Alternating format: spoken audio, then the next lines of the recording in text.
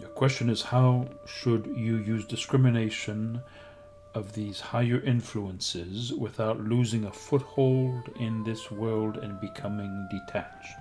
As background, you say that your intensity for, quote, hating this world and the egos all around me, including my own, and now their pettiness, has increased. You say you feel like a robot going through the motions in this world, allowing and accepting what is without much desire to climb the corporate ladder or care for much that used to excite me. Understand this, you are going through a transition. You're having the blinders removed. You're seeing from new perspectives. You're breaking free from a certain sense of identity and of what constitutes reality. And the natural thing to do is to step back, be horrified at what it really is, see it for what it is. However, understanding, meaning knowledge plus being, equals understanding, according to fourth way teachings. Knowledge of why things are as they are, of the state of human sleep, of the necessity for a certain kind of essentially esoteric hidden inner work to break us out of it, even though that is the whole point of spirituality. Nevertheless, it is esoteric because the exoteric, the surface, has gone in such an opposite direction. And only bits and pieces of the truth it is meant to convey, the teachings, the instructions, can be found. And so people are left in a state of confusion, of oppression, of restriction, without any idea that there is an inner journey of discovery to be had. That when the Master says, cleanse the inside of the cup, he is not giving us a poetic platitude. It is a cosmic teaching for the secret that all philosophy and spirituality of the ages has been seeking. How do you break into the fullness, the plenitude of existence, and find the authenticity of what you are? The mystery, just to come closer to it without understanding it, and yet being devoted to it. Devoted to the beauty of the goodness and purity that is sensed through the deeper teachings, through the revelations, through what has been passed on to us, sometimes at incredible cost. And it is for us to find it, to seek until we find it, to keep trusting that inner compass. And when we find something that actually is real, it begins the process of transformation. Certainly we wish to flee this world. We wish to live in a deep peace and silence and humility, get away from the noise and pollution and hyperstimulus that merely reflects the inner state of humanity. Chaotic, fragmented, manic, narcissistic, hedonistic, godless, on and on and on. And of course there are pockets of goodness, and more importantly, our duty ultimately, our purpose is to help out in some way, whatever it is, however small, while we yet live. But we cannot help out if we are as broken and fragmented and lost and confused as everyone else. An exoteric religion gives us something to hold on to, a dogma handed down from truly illumined souls of the past. And yet, instantly, as it enters matter, it becomes institutional, regimented, obligatory, all of the things that are not spirit. Immediate misunderstanding, catastrophic free fall into ignorance, prejudice, separation, everything that the Christ spoke against and came to illumine another path. The teachings are there to be found, and they must be applied in the practical way that enters into our own intimate psychology, daily life, and begins to bring some kind of new perspective beyond belief, beyond intellect, an organically felt sense of the reality that is greater than we are and which has given us life that we are connected to, and how we have been hypnotized and brainwashed in 1,000 ways by humanity's pride and ignorance, to begin to be liberated, to begin to see for oneself through the veils of misinterpretation. This is what the deeper teachings do for us. And so they take us to unknown territory. And as we move from one stage to another, we are going to have different kinds of dramatic experiences.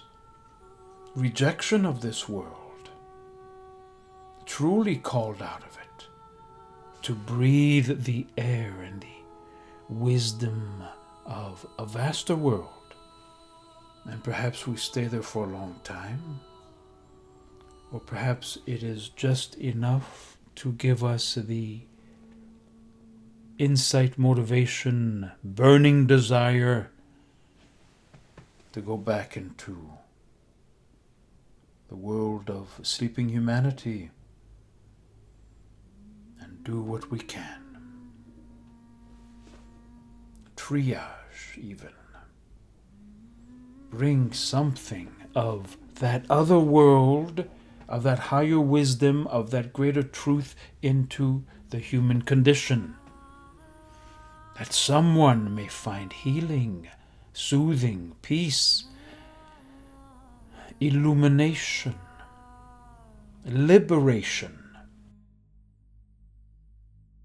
from the darkness that is everywhere present. But that higher consciousness, that higher world, that greater insight helps us to also know that the good is ever present. So know that the time will come when hating this world becomes compassion for this world, that one, for oneself, wants nothing to do with. In other words, not live like, and yet, perhaps depending on one's capacity, destiny, accompany others along the way. Let one child know that there is unconditional love for them in this world, that they don't have to do or be anything to be seen, loved, delighted in, appreciated. Even that passing moment, never to be recorded in history, is enough for divine mission in this world.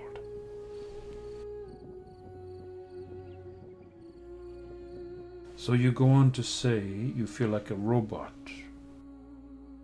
Eventually you will see how you can integrate that way of the smart one, the rusé, fox-like, who learns how to transmute this life into manna, into food that helps one awaken, evolve, see, understand continually, rather than be robot. Yet another stage, become that conscious person who applies true personality, as Gurdjieff calls it, intentional personality, conscious act, to function in the world and make it work to its maximum for your purposes, which one wants to assume are spiritual awakening, love of God, good in the world.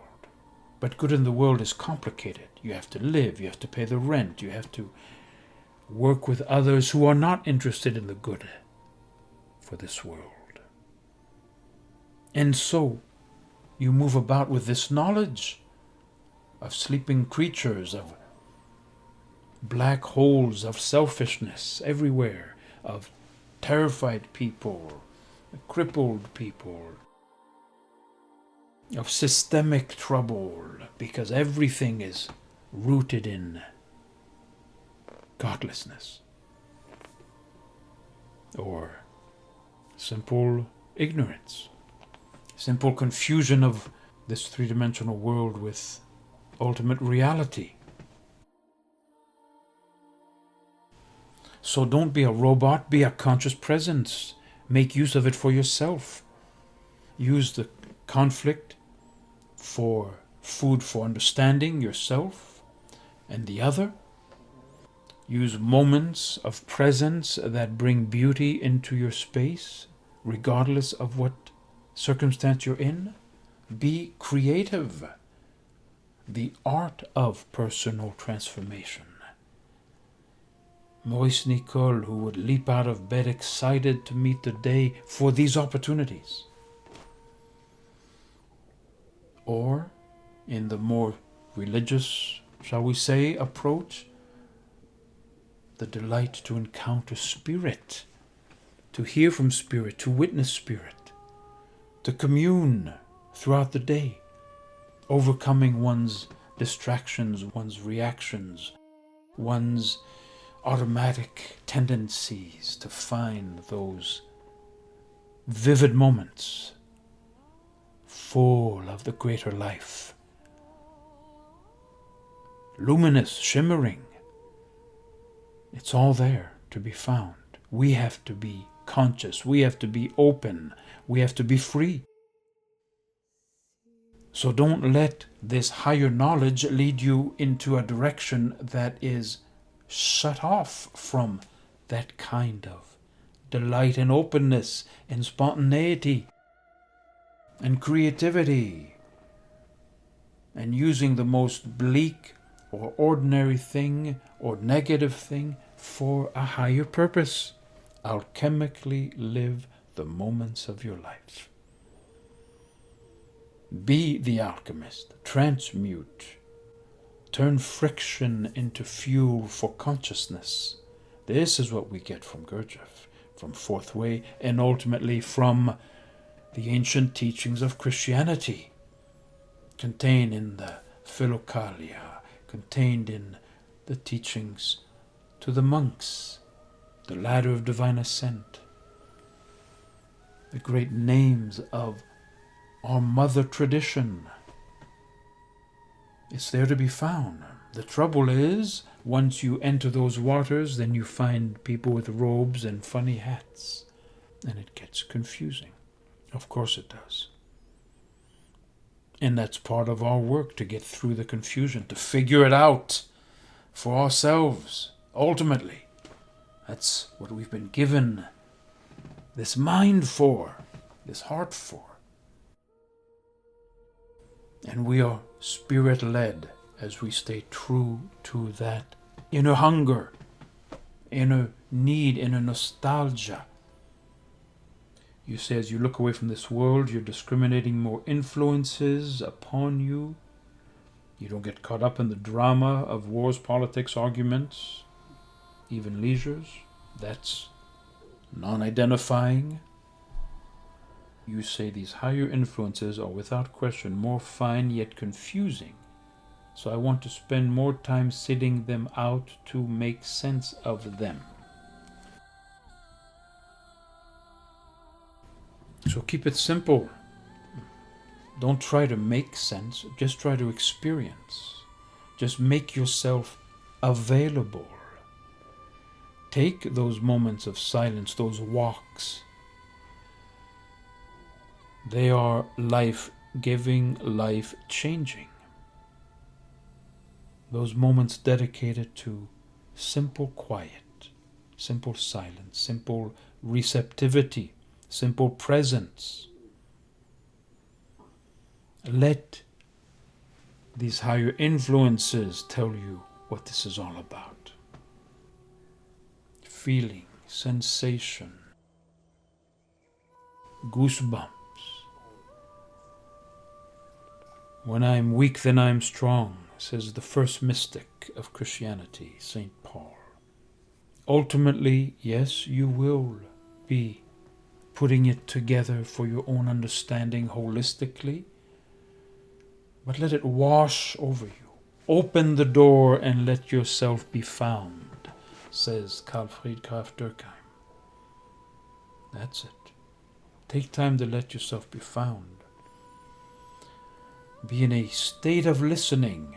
Hear, O Israel. I learned this from Rachel Gottman.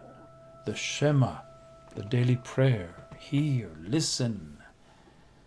Said down through the centuries every day by countless faithful souls, having an organic, psychological, existential, physiological, psychological sense, meaning, purpose. Be alert to your existence. The robot thing, if you must for a time work automatically on the things that you no longer have the same connection to, be sure that beyond the robot is something very awake and alive, in tune with the shades of the sunlight coming through the window, with the sounds, with life. Pay attention. Be present. That is the teaching. And in being present, you become communicated with. And new event horizons appear in your sight, in your psychic sight. Undiscovered country is revealed to you more and more until you find that magnificent way of living in that conscious awareness with your feet firmly planted in the here and now, in the sensations, because the sensations themselves speak to you of these high dimensions, of the Holy One, the scent of cut grass, the autumn leaves on the ground, the coming rain. All of this is spiritual communication. We are priests of creation. This is part of our identity, of our capacity to be in this world. And then heaven and earth come together, as the ancient church says is the purpose of the gathering for the divine liturgy, the coming together of heaven and earth in mystical communion. Then that becomes our daily life.